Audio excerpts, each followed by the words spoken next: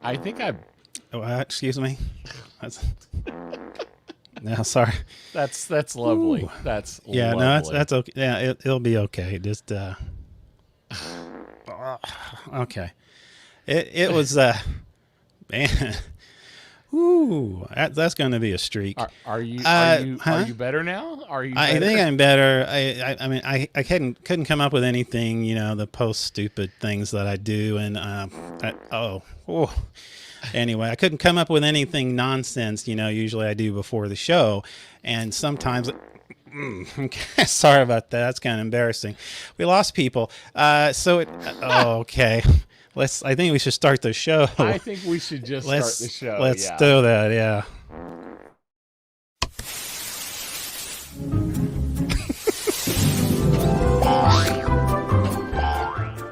It's the Speaking Nerdy podcast with your host, Mr. Mike Schilling. And my good friend and compadre, Mr. Ricky Poe.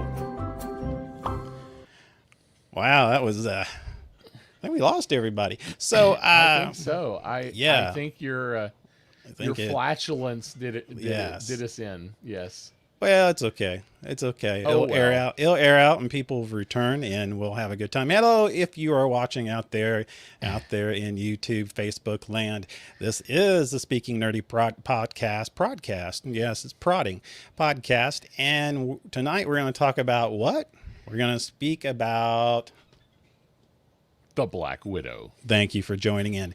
Yes, so I had a chance to watch it, finally on Sunday because my wife wanted to see it in the movie theaters, and I was like, hey, let's watch it on Disney Plus. Okay.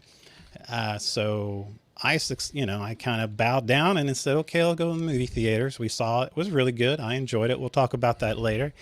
But anything new going on that you know about? Anything that's been kind of coming to your mind here lately? You've been reading about here lately, Mr. Ricky Pope?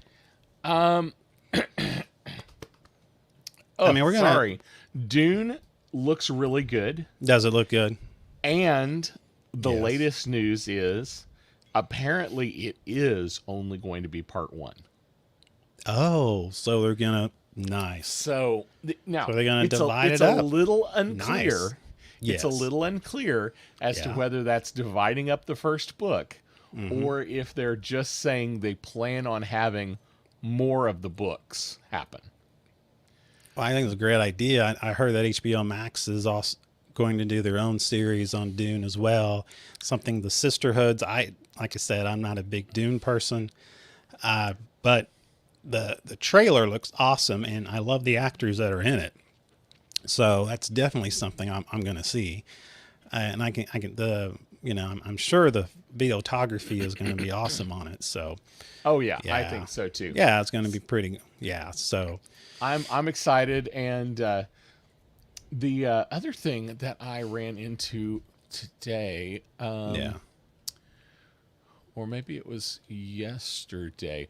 Oh, I remember what it was. Marvel's Miss Marvel, the Disney Plus show, is going to be delayed until 2022. Really? Yes. I did not know that. No clear explanation for why. Other than unless they're just doing it so that things aren't so back to back. I could see that. I mean, the Black Widow was supposed to come out a lot sooner, so everything's kind of having to follow like dominoes behind that. Hello, Dan. How you doing, sir? Heyo. Welcome to the show. Dan says there's some question as to how long part 1 will be. Absolutely. There's no clear answer yet. Yeah, there's no clear on that yet. On Dune, but I'm excited. I am hopeful that they don't try to cram the whole first book into one movie. I think it's too much. There's a lot there. Opposite. It would kind of be the opposite of The Hobbit. Yeah. We tried to make one book into 3 movies and failed epically. Versus we tried to take a massive book and turn it into one movie. Yeah, I mean, there were some things on the Lord of the Rings, they were trying to fill in some spots when I saw like clowns. Okay, I didn't know they had clowns in the Lord of the Rings. They I had think you're some. watching the wrong. I think it's You the think wrong you Lord think of the Rings. Lord of the Rings? It's the I wrong may have. rings. I may have. It was. I think it was an info commercial, so I can't remember now. But it Have was you seen Lord of huh? This is Lord of the definitely Onion not Rings. Yeah. Onion Huh? Rings. Okay, Yeah. nice. Have you? Yeah. Go ahead. This is not any newsworthy thing, but have you Okay. seen the viral humorous video about the average games? No, I have not. Oh my goodness! You need to look up Yeah. the average games and the Australians. It's made by an Australian group, Oh and the yeah. Australians take the gold in most of the events in the average games. My wife sent it to me and Yeah. said, "My wife sent it to me and said, hey, I Yeah. think this last event is right up your alley," and Yeah. it was. It was a bunch of really overweight men dragging the polycart trash cans behind them. That'd be a great event for me. I could do that. I think I could could do that as that. well. That's awesome. Well, I know tonight we have a lot. We're going to talk about, well, hit the spoiler alert tonight. Oh, okay. Hit the Let's spoiler hit that. alert. Let's do it.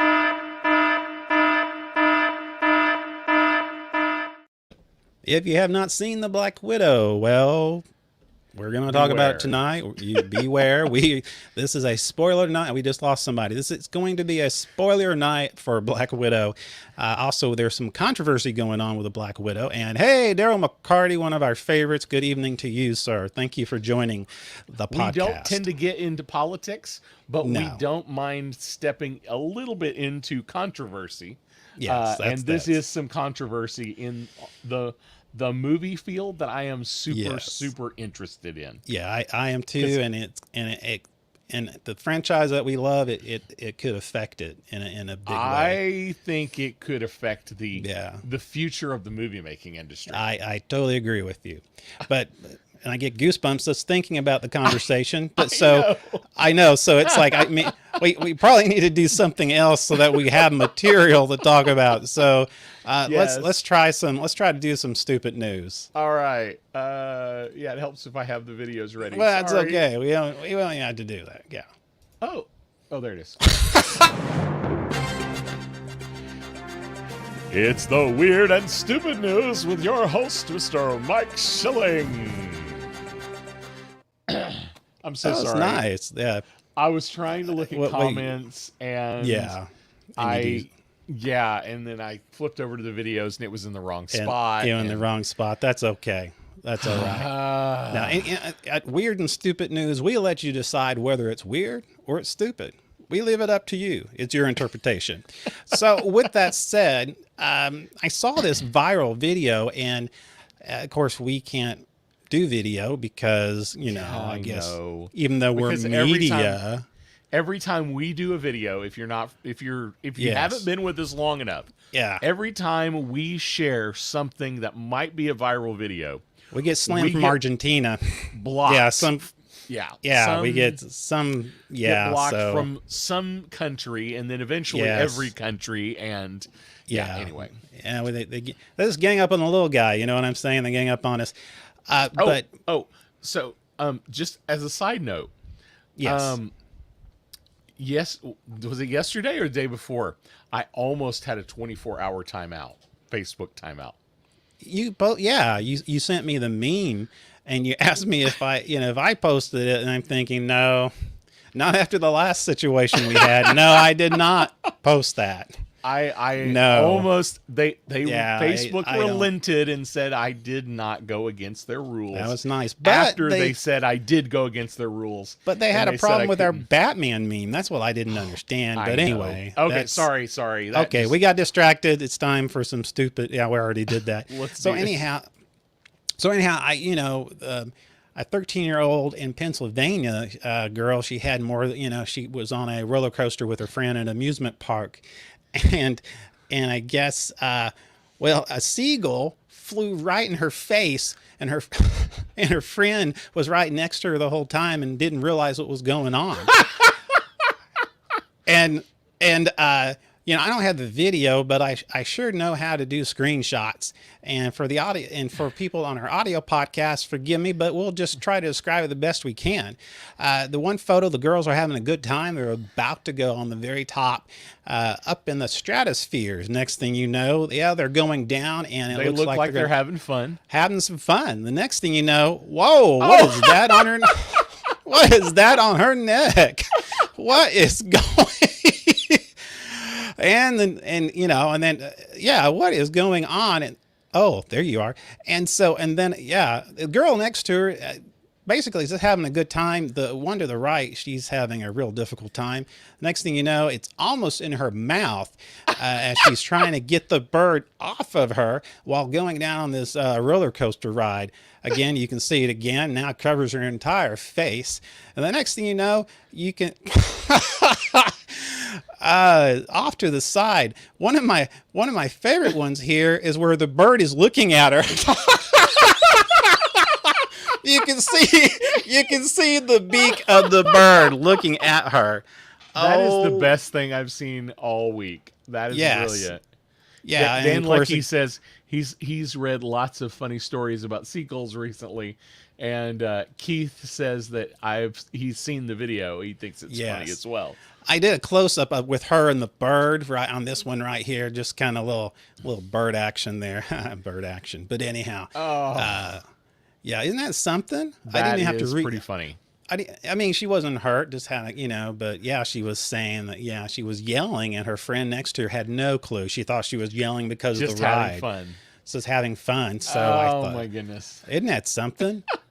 I mean, how often would you expect something like that to happen? My favorite part is the seagull looking at her like, well, you had your mouth open. Yeah. I said, what are you doing up here? What are you doing up here? To do? Well, the bird wanted to get a selfie. That's true. That's true. Like those roller coaster selfies. Hey, is that a photo bomb?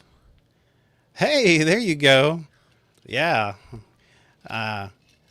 Facebook, the police, it reminds me of a story we talked about last week on Stupid News. There was Wayne Richard Osmond from Southwest Police. Hold on a minute. Oh, South Wales. No wonder I couldn't have the right accent. On Thursday, it was on August the 3rd, South Wales Police posted their Facebook page mugshot of a wanted 35-year-old Wayne Richard Esmond. I'm not even going to pronounce it. Wayne commented on the post requesting the police to take down the unflattering photo of himself. Apparently, yes. Yes, he posted. I'm in this photo, and I'm not. I don't like it. Yes, he didn't. He wasn't. Yes, he wasn't particularly fond of the photo that that they posted up. Oh my gosh. I guess that's one way the police can catch criminals. They can probably get photos of their most unflattering sides, and maybe they can catch somebody by, I don't know, posting or sending them a comment about how how they would like to take it down. He said the unflattering picture of Wayne shows him with a heavy stubble, with a shaven head, and a deer caught in the head lights look on his face. Yes, apparently, when you post on Facebook, the police then can track you down. They have something they call technology. And so sure enough, that he was caught, of course, by the South Wales Police Department, and he is up for trial. So imagine that. Oh, this one. Oh, I love this one right here. This one right here is interesting. I never knew this was going to be the story here, but apparently, I don't know if you know this guy, James Brown, not I Feel Good James Brown, but he was a former para-Olympian. He was convicted for causing a public nuisance after gluing himself to a British Airways plane. Wait. Glued himself? Yes. He glued himself on top. He glued himself on top of a British Airways plane protesting. Basically, it's called the Extinction Rebellion. Activist James Brown, which he feels good, climbed on top of an aircraft on the morning as part of a protest against flying at London City Airport. The two-time gold medalist, who is partially sighted, spent about an hour on the jet, which was destined for Amsterdam. And before the firefighters removed him, he was arrested. North Ireland-born Brown had glued his right hand to the plane before placing his mobile phone in the door to keep it from closing. Anyway, it was live streamed on Facebook. And of course, the fire department, after an hour, was able to get the glue off the plane, and he was arrested. Oh my goodness. Yes. They caught him sticky fingered. Yeah. Yeah. I don't know, first class. I don't know what that was, but anyway, the next thing, and we'll just finish this up. I love those, Law and Order, those CSIs. They can find DNA and everything, and I just find it totally. And I just love those, like Bones and some of those other detective shows where, the chemists and anyway, I just find it interesting how you can find DNA. Apparently, you can find DNA in number 2, and on that note, yeah. Yes, you can find DNA in number 2. Apparently, Andrew Davis Jensen from Ventura County Sheriff's Office. Apparently, he was arrested because of an alleged robbery that took place. During a burglary, he used the bathroom. So nice. So while he was basically holding up the bank, he had to use the bathroom, then he forgot. Yes, at a bank, and he forgot to flush. So he held up the bank. I thought this was going to be somebody's house. This was at a bank. I was envisioning breaking into somebody's house and using the toilet, not breaking into a bank. Yeah, it was a bank robbery, which they later said, So do you have to go mid-robbery, or is this like I walk in, I ask to use the restroom, and then I come back and rob the bank on my way out? But apparently, the bad part, he forgot to flush. And how did the police know that could have been him? I don't know. Probably because everybody else was laying on the floor, while he had a gun. But what do they do while he was using the toilet? That's what I was wondering. I mean, that's a good time to run. But that's what I was thinking. I was like, hey, fill this bag. Wait. I'll be right back. Exactly. He didn't have an accomplice. He didn't have anybody that was robbing the bank with him, so I'm not for sure.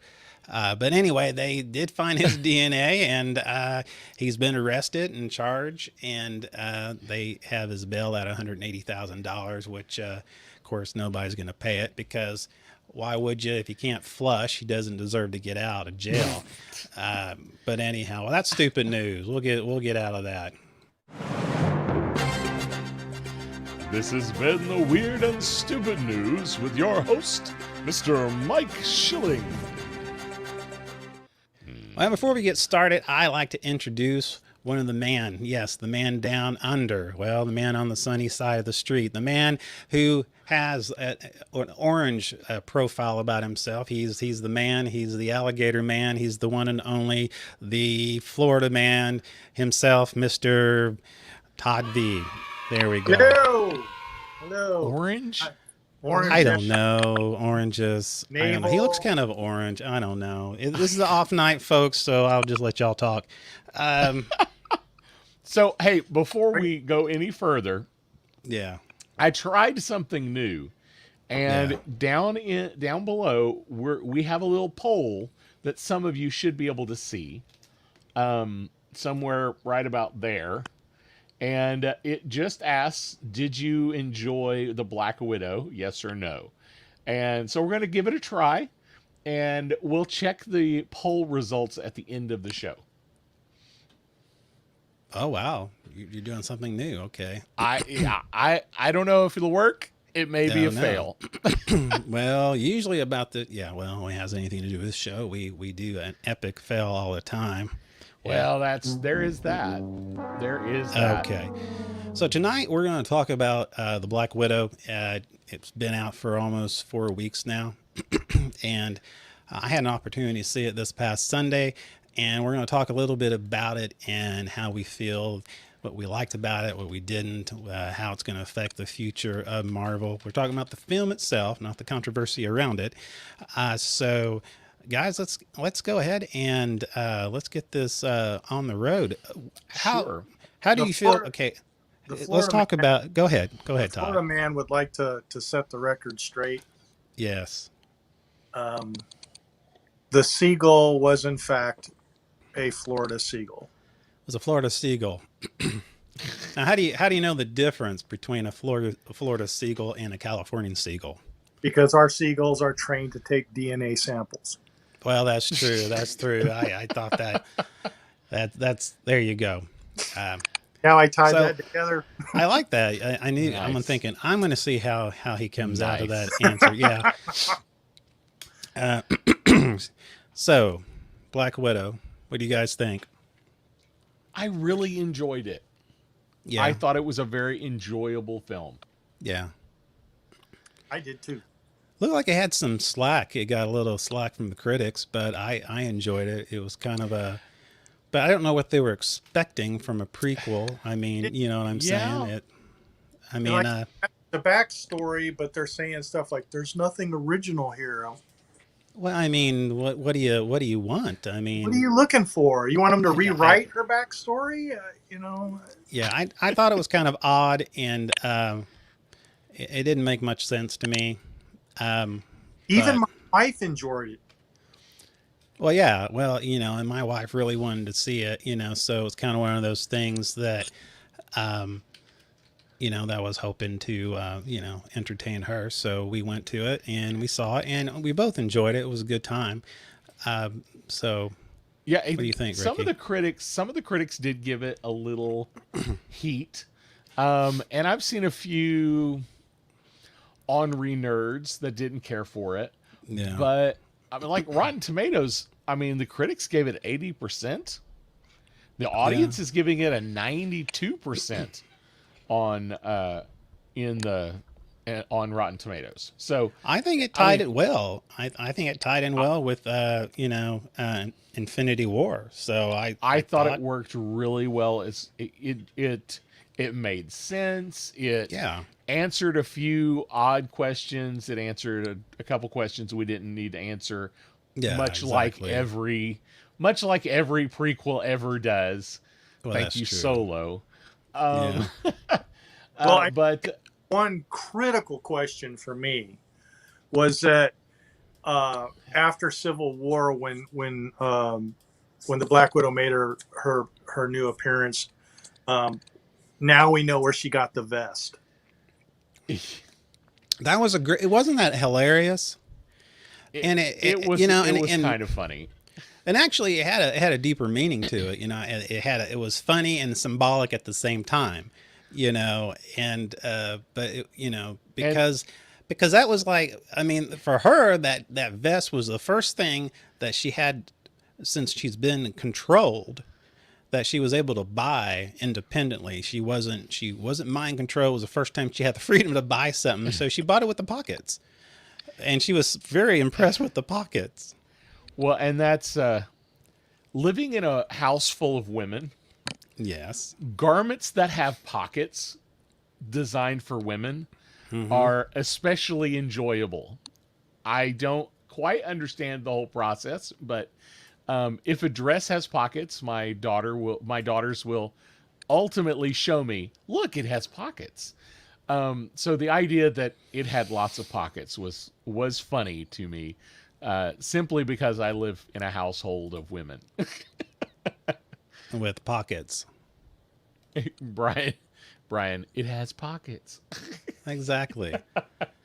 Well, I heard somebody give this really deep philosophical thing about when Black Widow was wearing it, that it was showing that her and her sister were taking control of their own lives. But yeah. I mean, pretty I do think for me. Yeah, I don't know. To me it symbolized again. It was the first time Ivana Trump. No, boy, that was weird. Where did I go? Alina. Wow. Let's stop that. Nice. Okay. So Alina. We'll try that again. Yeah, Alina. It was the first time she was able to purchase something on her own, and so, and then later on she gave it to her sister. You know, the one thing that she bought, the only possession that she bought freely, the first thing she gives it to her sister. And so I think there's some kind of it's a sweet moment. Yeah, I mean, it's a good moment. Of course they make fun of the pockets, but that's awesome. That's okay. But there's so much that's tied to this. You know, there was a TV show on Fox called The Americans, and it was about this family, husband and wife, who were actually Russian agents. Yes. And they were living in America around the 1980s. And I saw some of it. I thought it was pretty good, and I kind of dropped it because of some other stuff. But anyhow, this is basically, I guess it's in Ohio in 1995. Yeah. And they have Natasha, Elena, posing as daughters. Now, there's Milena and what's his name? Alexa. I call it Alexa. Alexi. Is that Alexi. Alexa. And Alexa. Alexa's on the phone. Alexi exactly. is the name of the Red Guardian.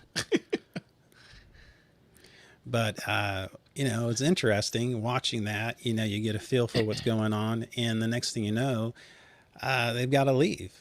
And so now I don't know if you noticed during the police chase that when they were trying to rush to the airport, but there was a shield vehicle. Mm-hmm. Did you notice that? I did not notice it was a shield vehicle. They had all these police cars, they had all these, and I remember seeing it, and I thought, wait a minute, that is a shield logo. Yep. So yeah. And I kept, and what's funny, I was on the internet trying to find this image, and it was so hard to find it. I'm thinking to myself, okay, I didn't fall asleep. I know I've seen it. It's not some liminal. I know that I saw it. And so I finally found it on a website, and I'm thinking, okay, I'm going to capture this because this is exactly what I saw. And I thought it was interesting. And Shield was actually after this family as well. So, and I don't know. It's because, go ahead, Todd. It's because they interrupted they interfered with a Shield project, which was actually at the time run by Hydra. Yeah, it was because controlled Hydra. Later on, she says, well, actually, it wasn't a U.S. government installation. Actually, it was a Shield installation that was actually a Hydra installation. Yeah, exactly. Right. I forgot about that bit. Which was part of the Winter Soldier project. Yeah, so, exactly. Speaking of that, I called it that bit, and I talked about the pockets being humorous to me. One of the things I thought this movie had a nice balance of humor. I think so too. It was a nice amount of Marvel humor. It wasn't a Thor Taika Waititi movie. No, it wasn't. But it wasn't dead serious like some of the movies try to be. Yeah, exactly. Like Civil War's pretty serious movie overall. Yeah. This movie had some lighthearted stuff going on. Right. I agree. Some of the critics, though, they were like, "Oh, this is a filler movie," and it's and they made it because the fans were clamoring for it. And I'm thinking, why else did you make it? Well, this movie has for the longest time I couldn't figure out why Marvel kept saying they wanted this movie to come out first because it was supposed to be a launch pad for Phase 4, and I'm thinking, how can that be? It's Black Widow, it's a prequel, but they do set up a lot of stuff. They do. And I was really impressed with it.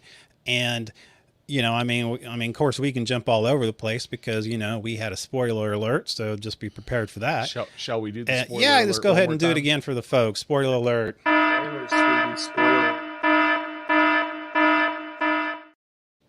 So anyway, that's just to warn you, if you haven't seen The Black Widow, that we're going to talk about it, and we are not going to hold back. So this kind of goes back to the days of the Red Room, where Natasha, it's interesting that, here's the girls and their fake mom and dad, the Russian spies, they go to Cuba, and what's the thing about it is Alina, it's real to her because she's so young. Yes. And you can tell that Natasha is, I don't know, was she about 10? Looked to be about 10 in that. Maybe 12? But she's aware of what's going on. She knows what's going on. She knows Absolutely. what's going on. I'm going to split the difference. This is not right. What's that, Todd? 11. I'm going to split the difference. Well, 11. We'll split it. Okay. But you're right. Yeah. Absolutely right. Natasha understood, you're not really our parents. Yeah. We're not really a family.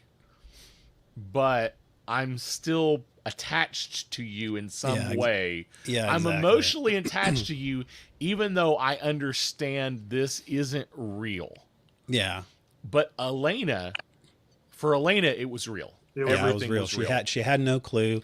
When they took her and put her in that program, she had no clue. Which that's a rough deal. I mean, boy, it was pretty gritty, the process. I mean, if you weren't good, you got eliminated. I mean, this was children. It was fat. I mean, it's pretty wild. Dan Leckie says, I think maybe Black Widow could be seen as a bit safe, especially after the game-changing finale of Loki. It definitely doesn't have all of the world building that Loki is doing for for episode 4, but it does tie a lot of future things up. Things that we know, things that we suspect will happen. Yeah, I mean the one thing about it, and like I said, we're going to be all over the place. So if you've seen it, then you know what we're going to talk about. But this was supposed to happen. I mean, Falcon and Winter Soldier was supposed to happen after the Black Widow. Yes. And Black Widow should have happened in November, late fall, something like that of last year. I mean, because in the reason is, I mean, Valentina, she shows up, Julius Dreyfus, she shows up at the very end, and then you find out Elena is actually working for her. Which I think, honestly, although it should have been the other way around, theoretically, and I don't know what hit the cutting room floor and how it all changed. Yeah. But I think it actually works better. Yeah, I thought the same thing. Yeah. Because in Falcon and Winter Soldier, we see Val and we go, whose side is she on? Exactly. She shows up in Black Widow, and it's like, oh, by the way, I'm not sure whose side she's on, but she's not on a good side no matter what. Yeah, I mean, Val is kind of the Nick Fury of whatever she's creating, and I get that feel. It's interesting that Elena, in the comic book series, plays the part of the Black Widow's competitor. Yeah, exactly. By name, that's what her character is. And I suspected that Elena might be the one that takes up the mantle of Black Widow going forward. I can definitely see that. Yeah. But how's the relationship going to be with her and Val, and then of course the U.S. agent, John Walker? I mean, something is what's happening is that, and it's leading up to Hawkeye, the series that's going to come up on Disney Plus. Right. Because I mean, we all remember what happened in Infinity War, or I guess was it Infinity War or was it Endgame? Endgame. Yeah, where, Natasha, sacrificed herself So her friend, Hawkeye didn't have to, jump. I mean, if you've seen it, she jumped. He didn't. He was going to jump. Well, apparently, I guess Val, at the very end, she tells Elena at the grave, at Natasha's grave, that this is the man that killed your sister. This is the man. He is the reason. Entirely accurate. Yeah, and No, she it's didn't really not. say kill. She just said this was the He's man. the reason. He's the reason for her death. So She's just manipulating Elena. It's obvious. Absolutely. Yeah, exactly. But my question is, why is Val so? Why Hawkeye? Why Hawkeye? Of all the superheroes and all the Avengers, why is Robin Hood being focused on being eliminated? I don't. Why is the what purple that? arrow being Yes targeted? I don't know. That's I have the same question. I was like,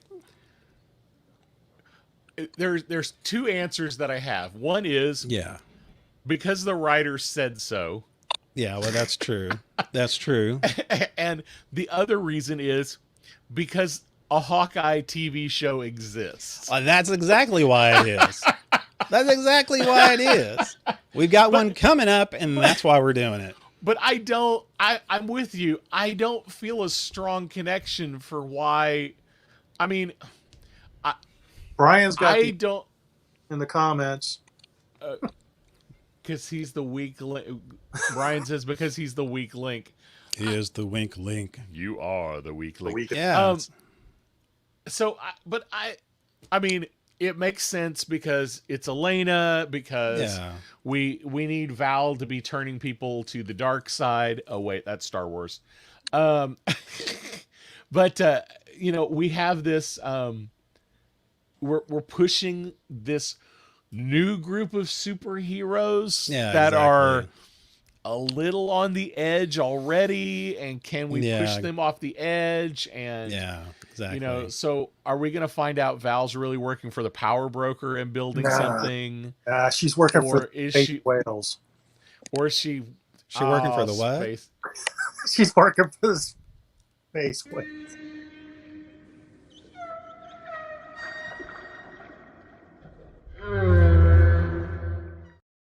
Okay, that's why we have it there.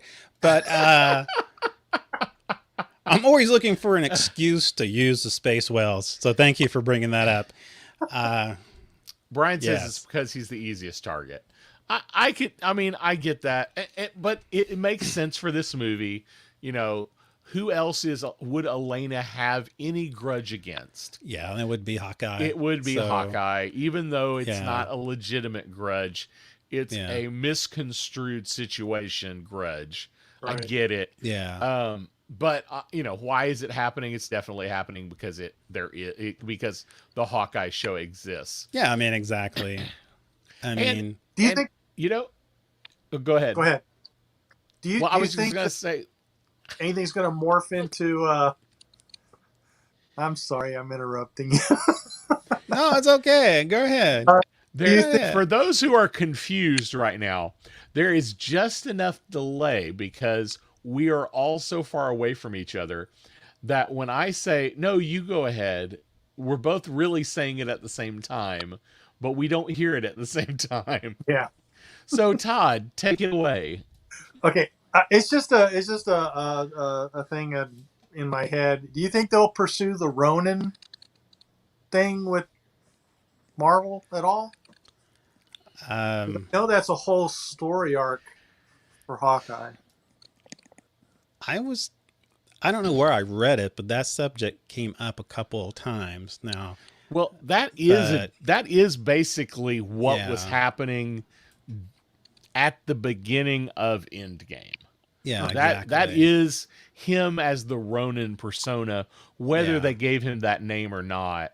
That's definitely, and Brian makes a comment. I hope we're going to see a Ronin Hawkeye. But we don't get to see much of it. Yeah, I agree, We just Brian. get to see a little bit of it in Endgame. Yeah. We get to see one fight. He hangs up his bow, right? He just uses a sword after that. Yes. So, but I really feel like if we're going to talk about the Hawkeye show, I really think what it's going to be, either she is going to eventually kill him.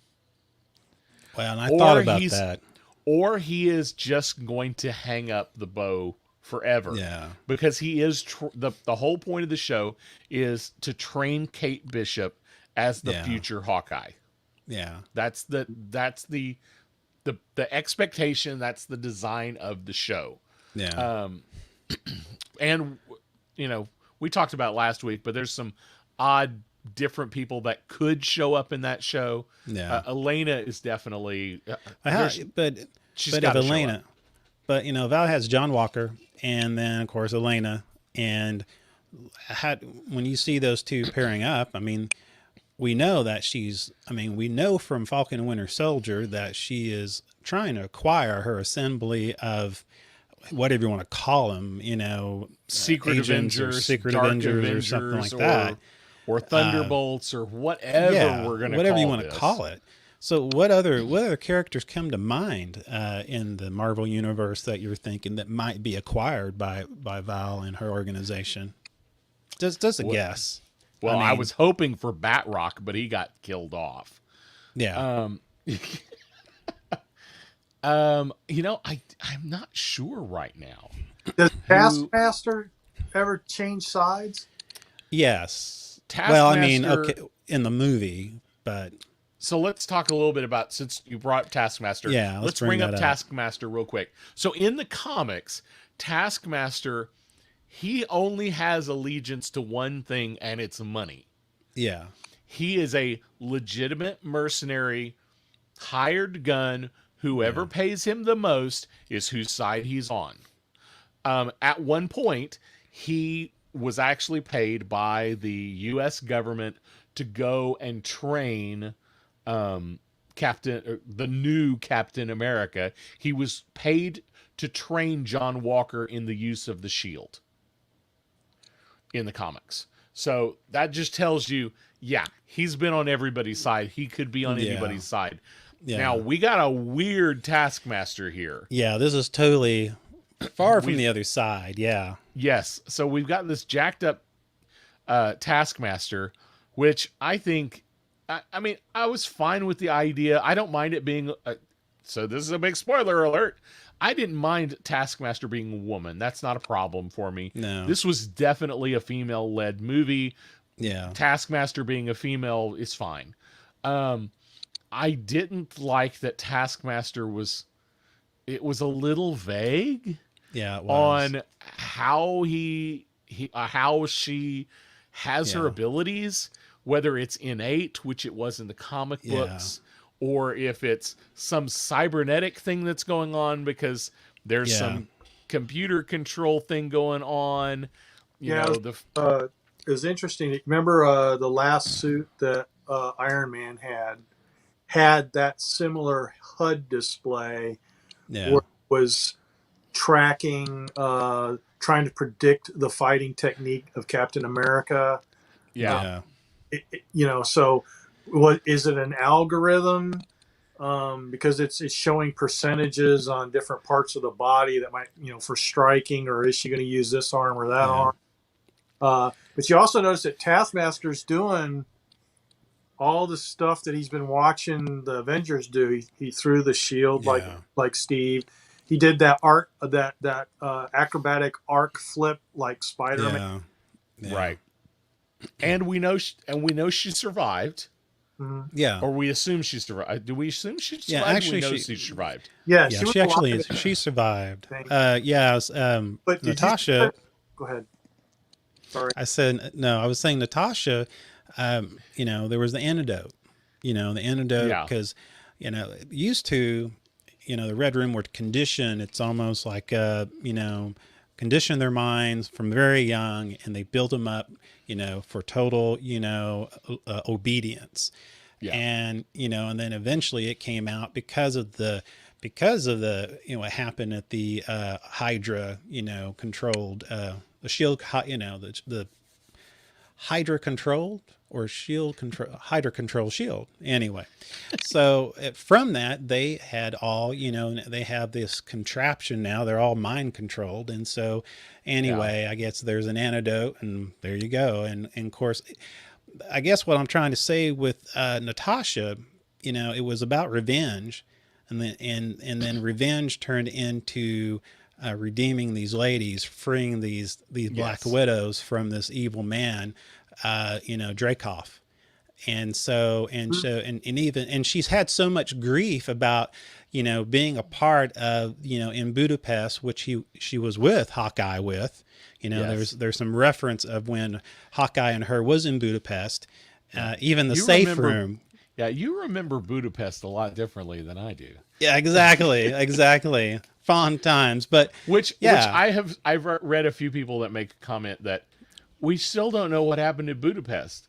And I'm like, yeah, we pretty much literally know what happened in Budapest. Yeah. They blew a building up together. Basically. That's what happened in Budapest. And his daughter was collateral. Yes. Yeah, and it was only later on that Natasha discovered that, for one, he's not dead. And the little girl, is now some super whatever she is. I don't know what kind of creation she is. Well, I agree with what Brian says. He's saying like it's mostly cyber. But did you see the similarities between her and the Terminator? Like, there was with the big tank truck chasing them through the streets, knocking everything. Yeah, exactly. Like them chasing on the motorcycle. Exactly. Yeah. And even the way the eye looked. So with as messed up as her brain could be, when you ask the question, what about Taskmaster and what about Val? Taskmaster showing up on Val's team seems completely possible. Yeah. The relationship. Yeah. Probably the relationship with Elena. Yeah, Elena. So that's Elena. another part of it. If they've kept a relationship over the last, however long this was, then that's another possibility. Well, and Natasha, she's been, guilt-ridden forever about what happened, about her being the reason why this little girl in her mind died. And even in the original Avengers, Loki, Loki ends up, playing towards that. And, he's getting into her mind and saying, are you really a hero? Look at the things that you've done in your past. I mean, he was really, playing on her guilt and emotions and what she's done. He pulls before. up on that red in your ledger thing. Yeah, red in your ledger thing. Yes, exactly. He brings up the guy's daughter. Yeah, exactly. He mentions her daughter. Yeah, so one thing I thought was really funny, because there's little fun stuff in it, like, the pockets. But one thing I love it is she made fun of the landing. Yes. That was so funny. You're such a poser. You're such a poser. Yes. Which I think is funny. It's funny in two ways. It's funny because you're a poser, meaning superhero ending, which is definitely a call out to Deadpool, exactly. Absolutely. Yeah. But then at the same time, I'm like, do you know what Americans mean when they say you're such a poser? A poser. That's not what that means. Right. Exactly. So there's this balance of English is not my first language. You're such a poser. Exactly. And I literally mean your superhero poses are dumb.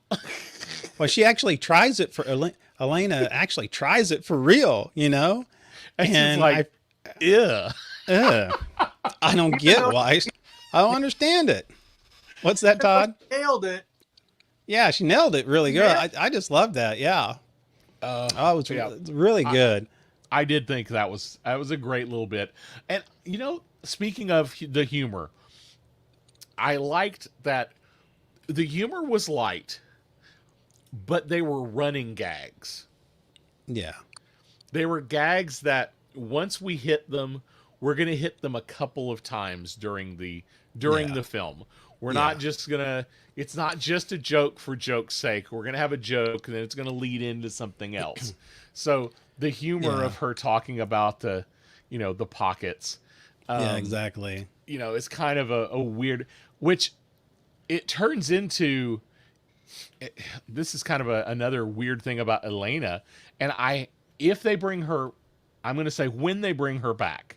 Yeah. I hope they play this up, because she is the epitome of someone who just talks too much. Yeah. Do you know what I'm saying? Oh yeah. Once she starts talking about something, she just goes on and on and on and on about it. Like they're flying a helicopter, and Alexi asks, "Are you on your period?" And she goes into deep depth to explain why that's not possible, rather than just saying, "You're an idiot, sit down." Exactly. Or the pockets. Or the pockets. It's like, you like this vest? I really like this vest. It's got lots of pockets. So you can put things here and here. And she just talks and talks and talks. But I hope jumped on the bandwagon. But the thing is think about it. I can see this. She's been so controlled for so long. She has this freedom. So she has all this freedom of thought and all these things she wants to say. And it reminds me of my kids. It reminds me of my kids. It's like, my older daughter talked a lot and my younger daughter didn't. And then my older daughter got a little older, and then all of a sudden my younger daughter started talking and never stopped. Yeah. And so I really hope they play that up. I hope they keep that as part of her personality. Yeah, I do too. It's kind of funny, it's kind of fun, and it makes her a little bit different than all the other heroes in the MCU right now. Because I'm kind of, there are so many just upstanding, I'm the epitome of who I am superheroes. Exactly. And then then we've got Thor, who's full of himself, so that makes him different. Yeah. So now we've got this person that once she starts talking about something, she just goes on and on about it, which is kind of funny. And I like that. Yeah. Which is an interesting contrast to her sister. Yes. Yeah, exactly. Yeah, absolutely. I even though she has most the same skill, the same par, but that difference in her personality,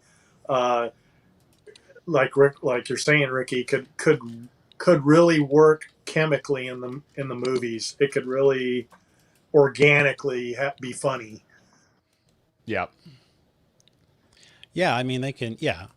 Well, the nice thing about it, they didn't beat a dead horse. They was a nice flow to it. Yes. I thought they did pretty well on that. Yeah. So they made it obvious, and then they moved on. Mm-hmm. Yeah, exactly. Which I totally agree with that. Which is part of why I liked Alexi. Because, his deal with, has Captain America ever said anything about me? Yeah.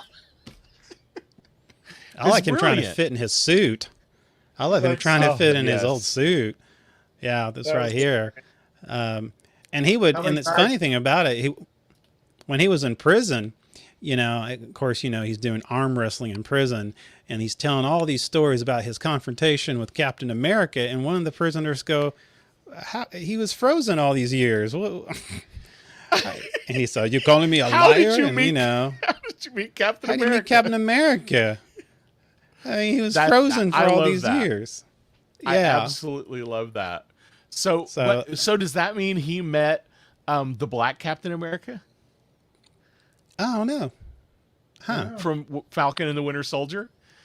Sorry, that just popped into my head. Well, especially if, you look at the turns of events. I mean, where Black Widow was supposed to be, yeah, okay.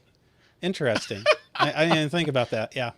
Another interesting contrast is that in the beginning of the movie, you see the mother as very being the caring one.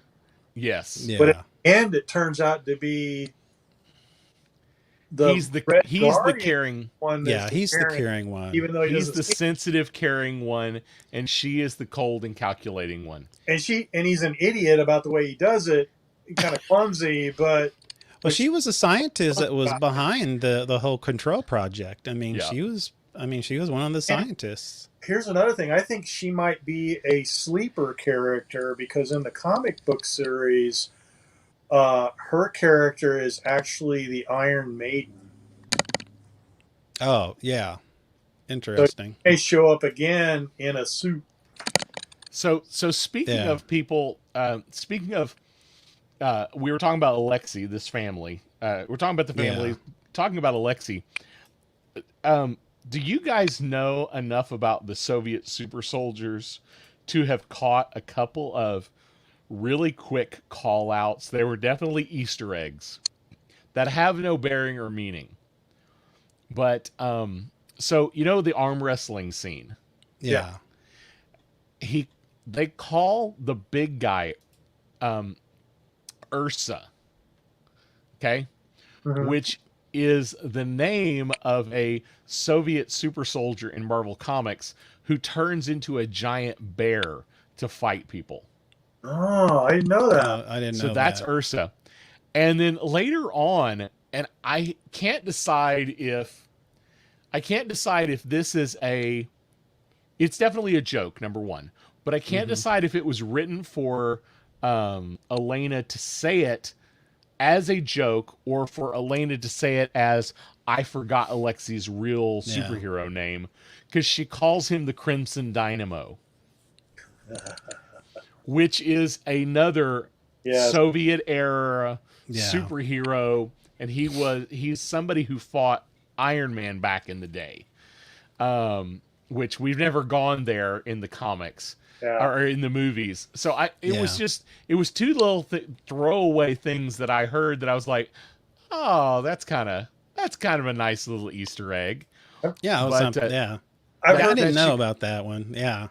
I heard Crimson Dynamo, but I didn't catch either one of those. Yes, yeah. Crimson Dynamo is a Soviet super soldier, and but I don't know I don't know how it was supposed to be written, and the way she plays it, it's completely unclear as to whether or not she called him the wrong name on purpose to pick on him, or if she was supposed to not remember because she was a little kid. So I don't really know who you are. But it was kind of a fun little Alexei spot. So what did you think about the mind-controlled pig? That was interesting. That was slightly disturbing. Yeah, it was kind of disturbing. I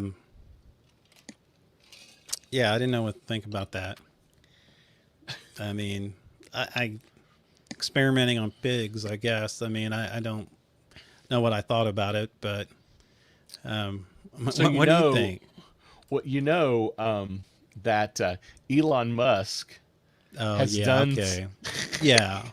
He's done some pig experiments. Yeah, he has. With pig implants. Yes. Mind-controlled pig.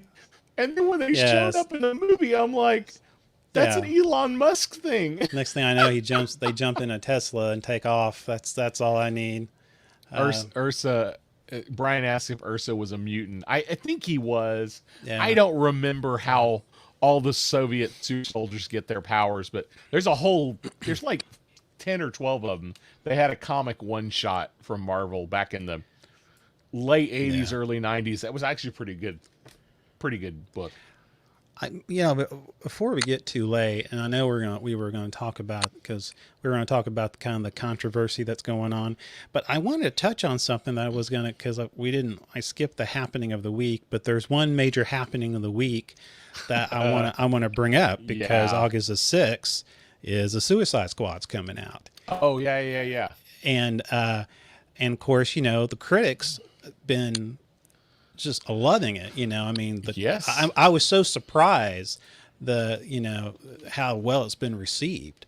Now, one of my favorite things, and I looked it up, and I'm gonna see if I can pull it up here, because it was let's see here. They had an interview with James Gunn, and he was saying basically don't get attached to anybody Right. in the film. Yes. But I had a new, basically here it is right there. Suicide Squad, don't get too attached. And they had an interview with him, and he basically, Warner Brothers says, do whatever you want to do. And he said, and Gunn was saying, he's just having fun with it. I mean, he gets to pick who gets to die, who gets to live.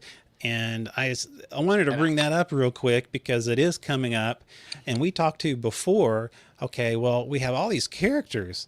They can't all be going on throughout the entire movie. Well, right. I think there's going to be, and they talk about this big landing on the beach, in the beginning. And of course, I think of Saving Private Ryan. So, I bet a lot of people die in the first I think 5 so too. to 10 minutes of this movie. I think so too. Gun, we know John Cena won't. We know John Cena won't. John Cena will survive the movie. Yeah, he will survive. I mean, an HBO show. Gunn did comment. He was on the Late Show, I think, and Cena was with him, and so was the lady that played Harlequin. Yeah. And he said that I wanted to make a movie with a lot of really bad superheroes. Yeah, exactly. Of them get killed. Yeah. And he said, the funny thing is a bunch of the people I thought would make it quite a ways into the movie didn't, and the ones that I thought wouldn't make it did. So Polka Dot Man. Polka-Dot Man. like, It looks like Polka Dot Man is Polka-Dot going to be a Man. bigger part of the movie than I ever expected. Because I thought Polka-Dot Man, he's the first to go. But I do think I'm pretty sure Arm Fall Off Boy's not going to make it through the first 15 minutes. Yeah, is that Nathan Fillion who plays him? Nathan Fillion. Which I love Nathan Fillion, man. I wish he keep him around. But Fall Off Arm Boy. Yeah, he's definitely not going to make it. But I wanted to bring that up before we go. Annie play sales. Also, too, this real quick, Taika Waititi. He is. We're gonna have a Flash Gordon coming up live. I Flash don't know Gordon. about this. Yes. What? Yes. They're gonna recruit. Yeah. Oh, Dan's out of here. Have a good evening, Dan. Oh, well, Dan made a comment. I was gonna try to get back to it. Is he gone? I don't know if he's gone yet or not. He said that there was a bunch of Star Trek news that came out, and one of the things he said was that there is a Starfleet Academy in the works. I have heard about this. I don't know much about it, but I have heard about it. So we might consider. He said there's a bunch of other news that came out about it too in the comments. Although he did not go into detail on that, but be interesting to talk about that sometime. Yeah, it looks like most of the Starfleet Academy stuff just popped up today. Yeah. So we'll have to look into that. He's definitely tuned into Star Trek. Oh, yeah, absolutely. Now it'd be interesting to find out some more about that. Yep. Looks like it's going to be a series for Paramount Plus. Cool. Just announced today. I think that'd be great. Yeah. What a great concept. Yeah. So shall we get into the controversy? Let's go ahead and get in that. Just one more thing before we get there. They are going to have a HBO Max will have the Batgirl, and J.K. Simmons will return as James Gordon.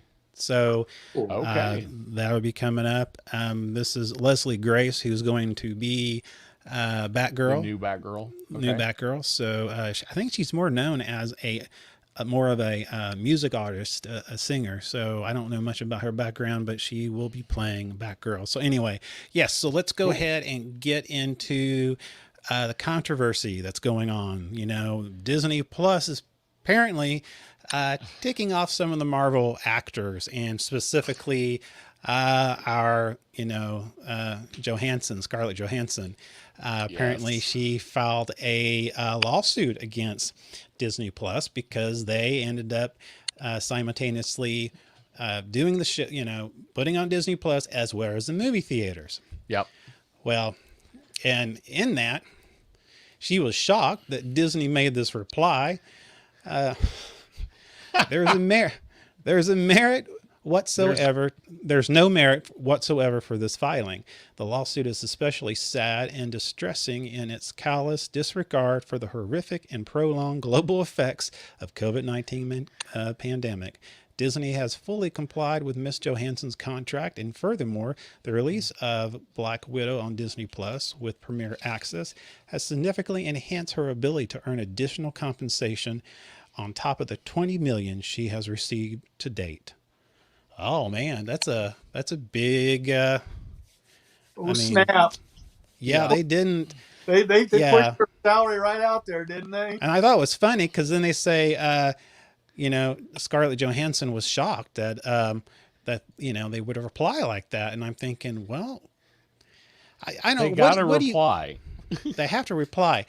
Now, this is where it can get kind of controversial. I can see both sides of the situation. We all know Disney now. They're not they're not charity. Okay, they want to make some money. Yes. Okay. They are definitely here to make money, no doubt. But they make a good point. We are in a weird time right now, and I understand, and you know a lot about the film industry, Ricky. But I know that depending on how much they make at the box office is how much also that the actor will also make. Can you explain that to me? So it depends on the contract. Yeah. But over the past 15 years, maybe 20 years, it didn't used to be a thing at all. Yeah. But over the past 15 or 20 years, it's become more and more common, and especially in the age of Marvel, even more so. With these big blockbuster movies, rather than paying all of the money up front, an actor takes a much lower salary, makes the movie, and asks for a percentage of the box office.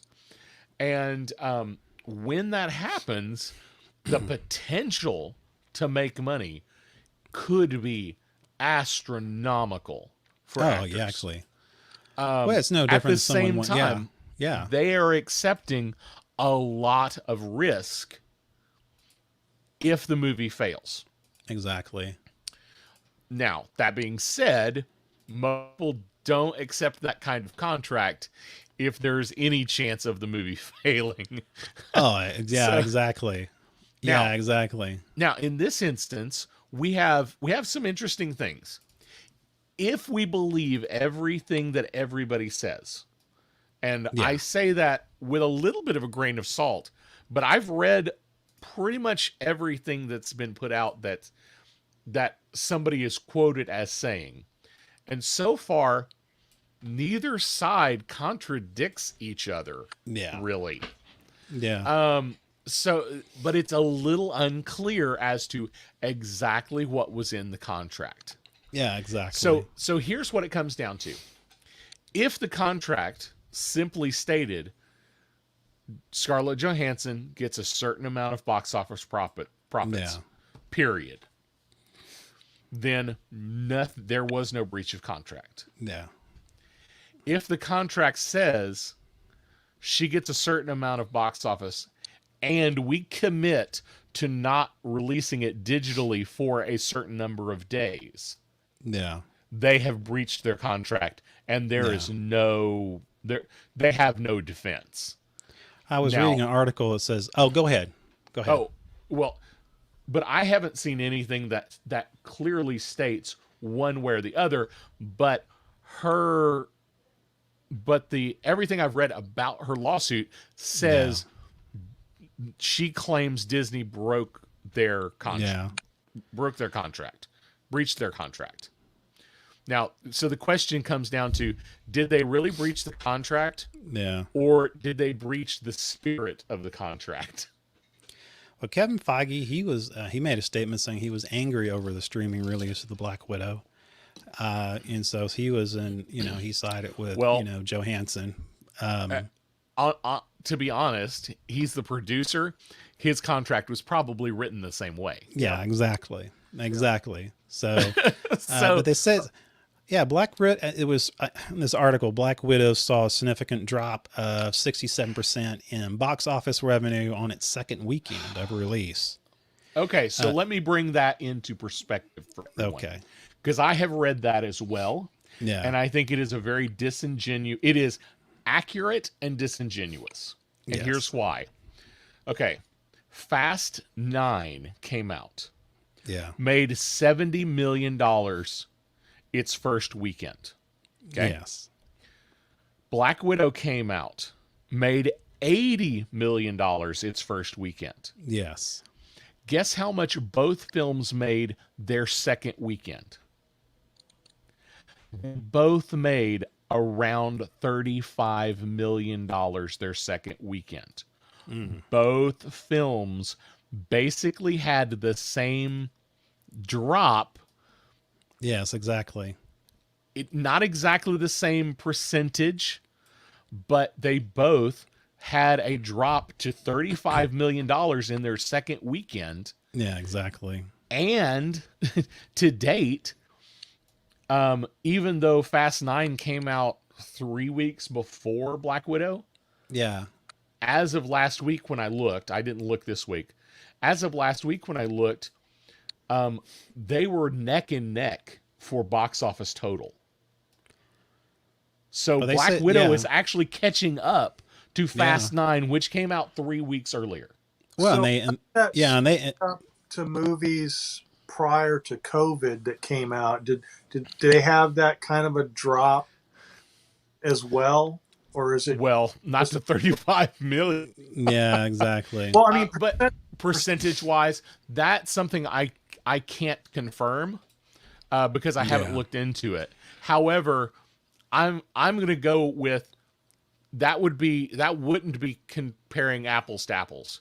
I think comparing a tentpole movie, huge franchise that has a huge following, to Black Widow, both released, I mean, within a month of each other. Yeah. After a pandemic is a better comparison than trying to compare it to anything that happened. Oh yeah, before. you can't compare. Yeah, and that's the thing. You can't even compare percentage wise. Yeah, I mean they say Black Widow grossed $60 million from Disney alone opening weekend.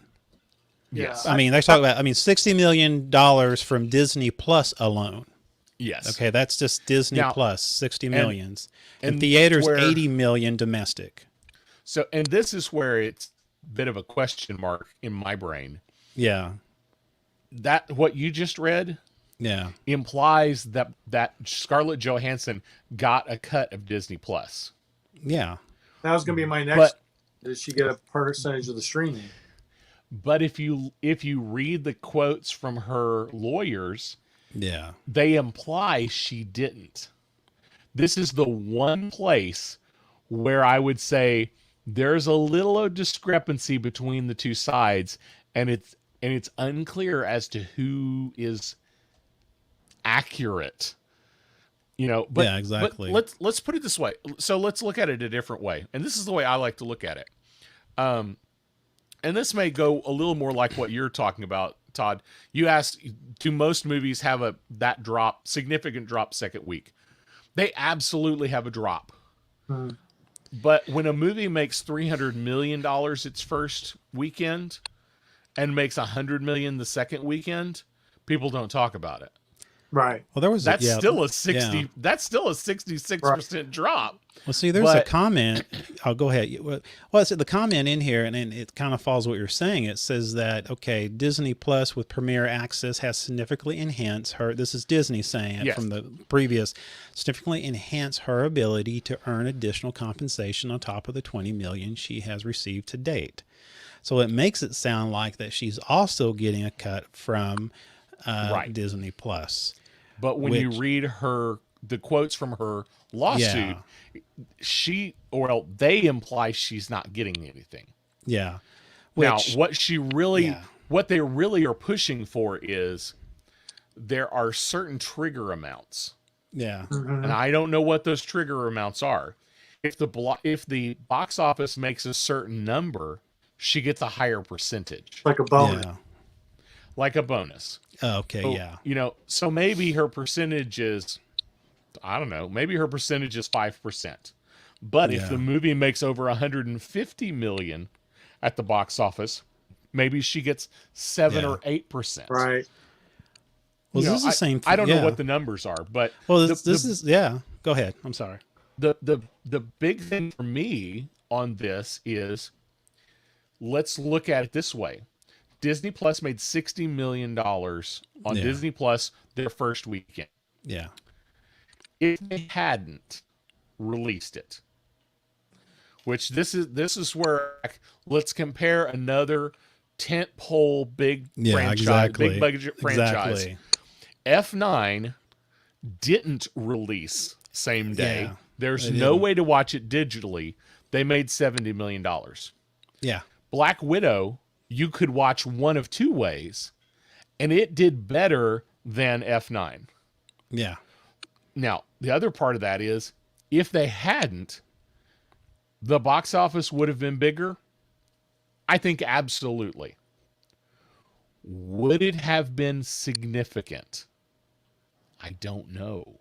Brian's got an interesting point in the comments there. He's saying about if she gets a smaller cut of Disney Plus, she's getting less because you figure at least 3 people are watching per purchase. I would agree. That's true. That's true. Yeah. Now, I had, me and my wife, we went to a matinee and of course, it was like the ticket fee you buy online. It was close to $30, and that was a matinee. Of course, that was 2 of us going. So, but yeah, I can see, you pay like $30 where you can have the whole family sit there and watch if you want. Part of my thing too, this is the same. Warner Brothers, HBO Max. They had a similar thing that was going on back in 2020. Yeah, and they've done a lot of same day releases. Yeah. Rumor has it, I can't confirm this anywhere, I've tried, but rumor has it that Warner Brothers, before the release date, went back and renegotiated those contracts. Yes, that's what they did. And that's one thing they fault Disney on, is because they're not doing that. They did. I'm not saying that they did not do that in this situation, but so they haven't renegotiated since COVID broke out. Yeah, no. I would have a problem with that too. Yeah, HBO Max. And Scarlett Johansson says that she and her agents actively requested a renegotiation. Yeah, see, I got a problem with that. Yes, I have a problem with that too. I absolutely do. And I said at the beginning of the show, Mike, you said this could definitely affect the future of Marvel.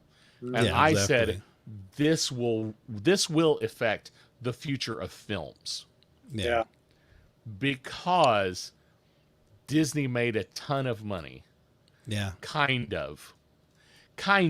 And I say kind of because no COVID, how much more would they have made on a theater only release of Black Widow? Yeah.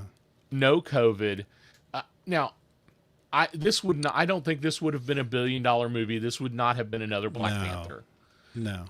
But easily, I think this would be a $400 million, $500 million movie. Easily. Yeah, exactly.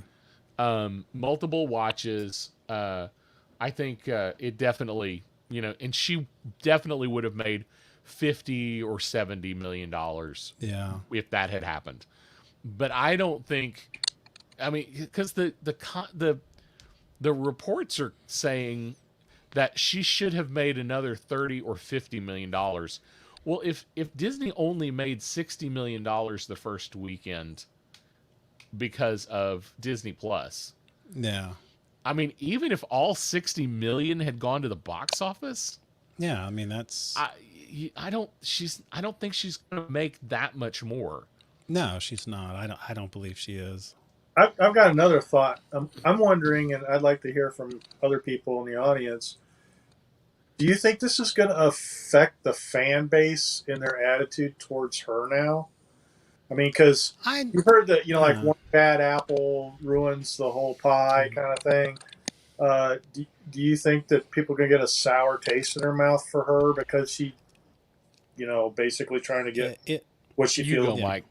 You go. No, well, it depends. You can look at some people and go, well, it's It's such a hypocritical. cop out. What's that? It's such a Well, cop no, out. It yeah, I'm a cop depends. out. Well, you know what? Is it hypocritical that, during a pandemic and you're spouting to wear masks and vaccines and social distancing, which, I'm not getting in any of that, but I'm just saying, Yeah. and then come back around and say, well, I should have made more money in the theaters. Well, the whole idea of doing doing the whole streaming that like HBO Max has done, and the same thing with Disney Yeah. Plus, and they're not angels, but they're giving an avenue for people to not have to go to theaters, be exposed to other people, and be able to watch it with their family in a safe environment. And so now, at the same time, what I think she should get is a bigger cut Absolutely. of Disney Plus. Yeah. Okay. So the thing is this, I don't think Scarlett Johansson is saying, I don't think she's saying at all that, people should only go to the movie theaters and that she's being insensitive and she's being hypocritical. I don't think she's doing that. What I'm just saying is that, okay, there's more money that has been made on Disney's side, and as the main star, I should get a cut of it. Yeah. Do you think it's I'm fair with you. as opposed to just I want more money? Yeah. I mean, I think, well, I mean, the deal is, I think, she is the reason for the success. I mean, it's about her. Yeah. She is the character. So I do think, and I think this is going to reevaluate how, not only just Marvel, but, other people will start looking at streaming services. I think HBO Max, surprising Warner Brothers of all companies, kind of saw this writing on the wall and going, okay, we're going to have to be much better about dealing with, with the actors and the actresses and movie producers, because HBO Max, they don't have a premium. Okay. You pay for the subscription and you get to see it, where Disney, on the other hand, they're charging you $30 to see it. Yeah. So I don't know. I'm with Brian on this. I think she's doing the right thing. Absolutely. Todd, will it put a bad taste in people's mouth toward Scarlett Johansson? Yeah, I agree. Think, yeah. Okay. Brian says breach of contract needs to be fought whenever it happens. Totally agree. We just need to figure out. Yeah. I just am not positive it's actually a breach of contract. Yeah, but I don't know the contract. Yeah. And we're never going to know. But did it put a bad taste in our mouths for Scarlett Johansson? I'm going to say it this way. This was probably going to be her last ever Marvel movie anyway. Yeah. It's very unlikely she was ever going to come back for more than a walk-on. So it's no skin off Disney's nose if she's mad at them forever and never comes back on the set. The problem is that I think that will make fans more mad at Disney. Oh, I agree with that. And it also will, well, and then look at the potential stars in Marvel thinking, okay, they just screwed over the Black Widow. What are they going to do with us? Yeah. And so, and then Feige, I mean, he's a producer, I said, wait a minute, now you're starting to cut into what I make, you know? And so all of a sudden you have the long arm of Disney somehow where they're saying, we're going to leave Marvel alone and let them do their thing. Well, you're letting them do their thing, but now you're dipping into their revenue. Yeah, and I think where this is going to, and you alluded to the Brothers issue, this is where I say this is going to change the movie industry. Yeah. Nobody is going to write a contract. No actor is going to write a bonus on box office only contract. No. It's either going to very clearly say it can't be released, or it's very clearly going to say, if it's released, I get this too. Yeah. And it will absolutely. Now, I don't know how that's going to shake out. There's one of two ways. Yeah. If it shakes out and it comes down to day and date, same day release, is a positive for the industry. The industry will write contracts that are acceptable to the artists. Yeah. They will. If it comes down to good to be,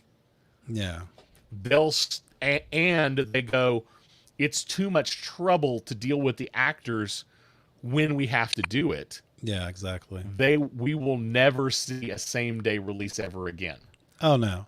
And there's already rumor Disney is going to pull same day releases from things they've already said they were going to do.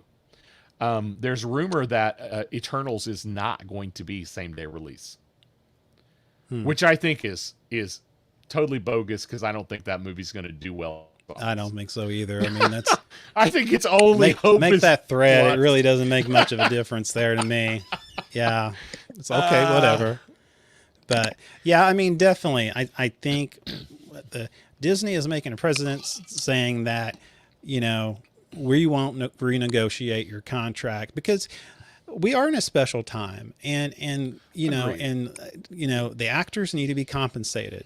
We talk about, well, that's $20 million. I said, yeah, it's $20 million that she was given, but I said, she is a big name actor, and the deal is that, if most of the majority of her money is going to be what the box office make after a certain point in the theater box office, we're not talking about on Disney Plus.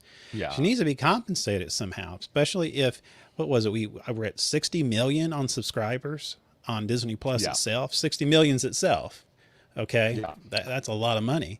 But again, you look at it, it'd be interesting to see what the total amount is, at the box office total amount, Disney Plus total amount, because then you need to start breaking down, okay, what was the movie budget? How much are the actors?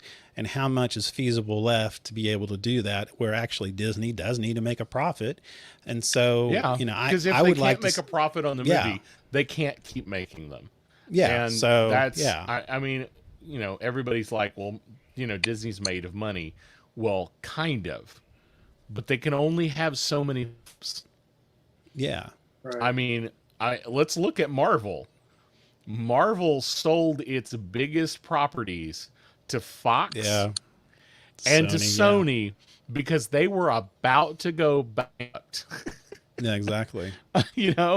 So the fact that Disney even bought them and took this huge risk, knowing that their biggest profit makers they didn't own yet,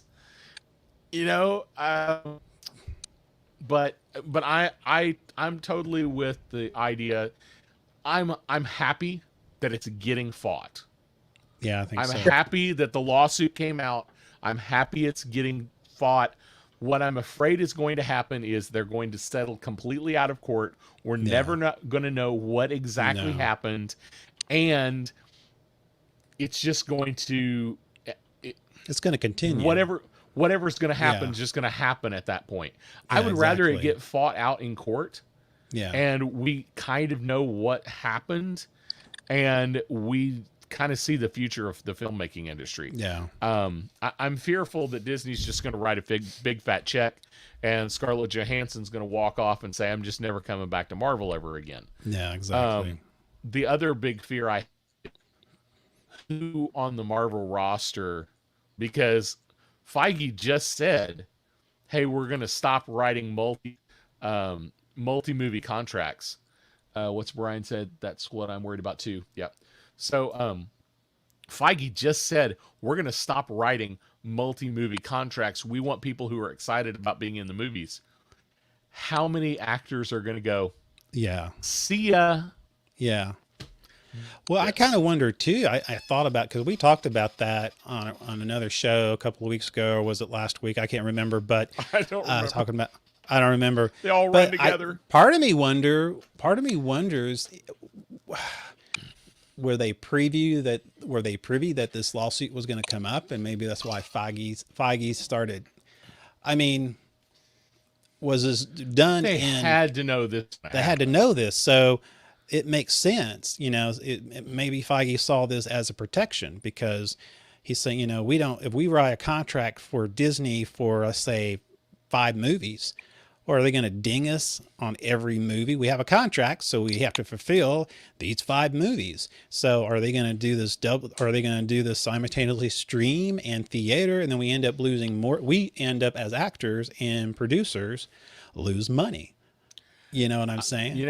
Honestly, that's actually an interesting look at it. I hadn't thought of it that way, but in one sense, when you write a movie contract, you're committing to, you're going to pay me this much per movie, whether you make them or not.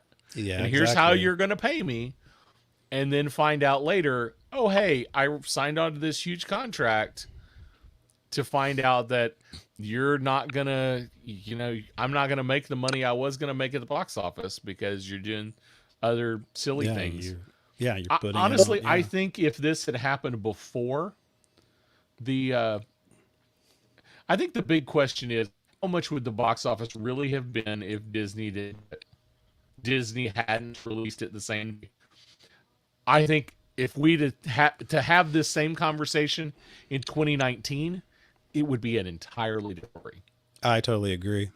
I absolutely believe in 2019 it would have eaten into the box office profits tremendously. Yeah, I do. I agree. Today, I'm just not sure. Yeah. I went to the Go ahead, Todd. My position on it is, however it's being viewed, the producers and the actors should get a percentage of the viewing. Period. I think that's how future contracts will be written. Yeah. That's how it should be. That's the fair way. Now, the problem with that is people like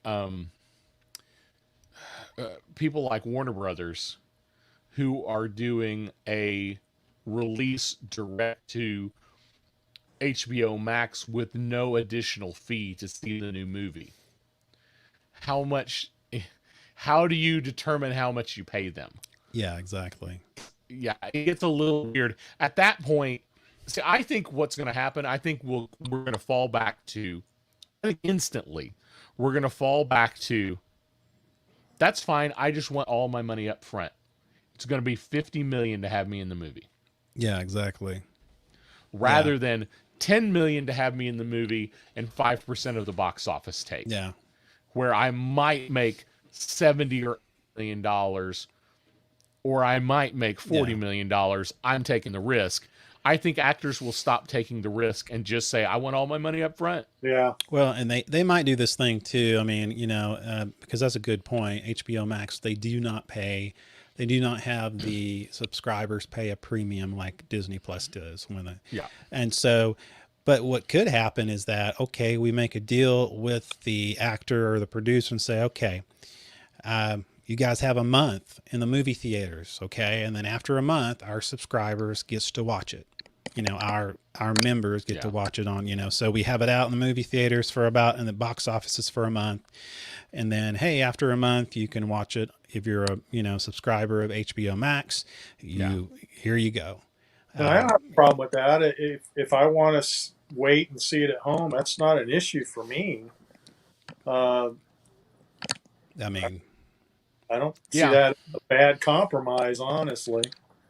And up until recently, 45 days has been the norm. Yeah. Over the last 4 or 5 years. Yeah, exactly. Now, when I say that, 45 days was on-demand premium. Yeah. Usually.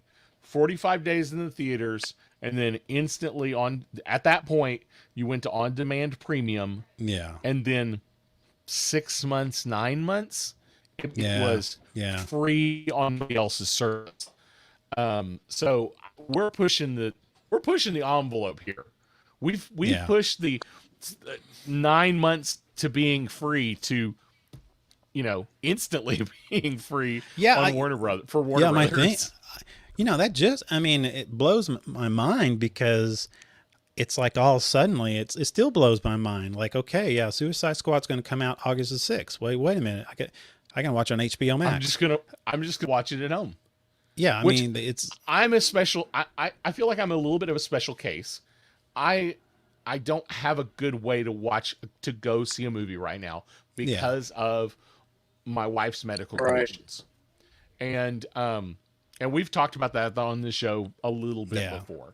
So I'm not saying anything that people, if you're surprised about that, hello, go watch old shows. I'm the odd man out. Like COVID showed up and I was like, welcome to my life to everybody else. Cause I already I hadn't been leaving the house for a year before that.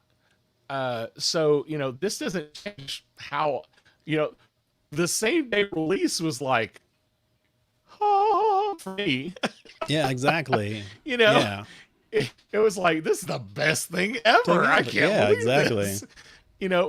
But for the normal average Joe, I understand it. This is a whole new thing, and I don't know what to do with myself. Which would I do? Will I watch it at home or will I go to the theater? I mean, honestly, I prefer seeing it. I prefer seeing it in a huge theater on a huge screen with a huge sound system. I love the experience. I'm lazy and I have no problem paying $30 to watch it at home. I'm just, I don't want to be around the people. Let's say no pandemic, pre-pandemic. I'm thinking, oh yeah, I get to like stay at home and I can fart. Well, I do that in movie theaters anyhow. I can, I do that in movie theaters anyhow. So anyhow, I could just sit there and prop up my feet and I can pause it. I can go to the bathroom. I don't have to miss anything. I like that. And I don't know. Of course, I don't know about you, but I really don't want to use the bathroom at the theaters. No, I usually have to. Yeah, I buy. Don't. I do too, and that's why I always buy the biggest popcorn. That way, when I'm done eating, I got a little something to to keep me from. Yeah.